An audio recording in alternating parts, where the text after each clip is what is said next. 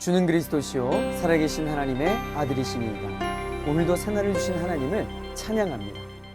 새로운 한 달이 시작되었습니다. 서늘한 날씨 속에 하나님의 말씀을 묵상하고 기도하기에 참 좋은 계절입니다.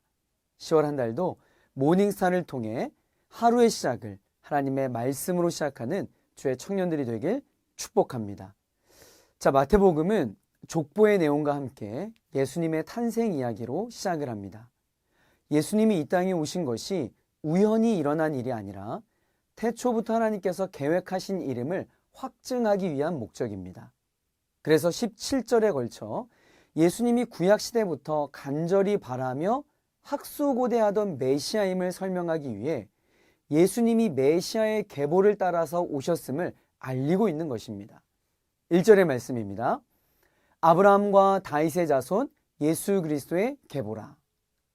첫 절에서 아브라함과 다윗의 이름을 언급함으로써 구약에서 가장 중요한 언약이라 할 수 있는 아브라함 언약과 다윗 언약이 예수님을 통해 성취되었음을 알리고 있습니다.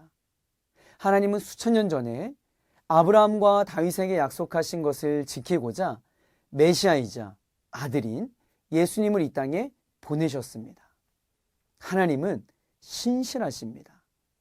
인간은 어제한 약속도 있고 또 자신의 상황에 유리하게 약속의 내용도 변경하지만 하나님은 약속하신 것을 잊지 않으시고 반드시 이루시는 신실하신 분이십니다. 청년 여러분, 이것이 우리가 붙들어야 할 하나님의 속성입니다. 세상의 모든 것들은 가변적입니다. 상황에 따라 시시각각 변합니다. 그러나 하나님의 말씀은 영원합니다. 변하지 않습니다. 그 하나님의 약속의 말씀을 붙들고 나아갈 때 이 땅 가운데 승리하는 인생을 살아갈 줄 믿습니다. 이 계보에는 한 가지 특이한 점이 있습니다. 일상의 구약의 계보들은 남자들만 언급하고 여자들은 포함하지 않습니다. 포함하더라도 긍정적 이미지의 여인들을 소개하는 정도입니다. 그러나 오늘 본문에 등장하는 5 여인은 모두 사회적으로 환영받지 못하는 상황에 있거나 부정적 이미지의 여인들이라는 공통점이 있습니다. 더군다나 이방 여인들이 대거 포함되어 있습니다. 어떤 메시지를 전하기 위해 떳떳하지 못한 여인들을 이 메시아의 계보에 올린 것일까요? 메시아 예수님의 탄생은 유대인뿐 아니라 모든 이방인과 연관된 일이고 예수님이 구원하실 수 없는 죄인은 이 세상에 없음을 말하고 있는 것입니다. 예수님이 다양한 사람으로 구성된 계보를 통해 오신 것은 장차 선포하실 복음이 온 세상 모든 사람을 위한 것임을 암시하고 있는 것이죠.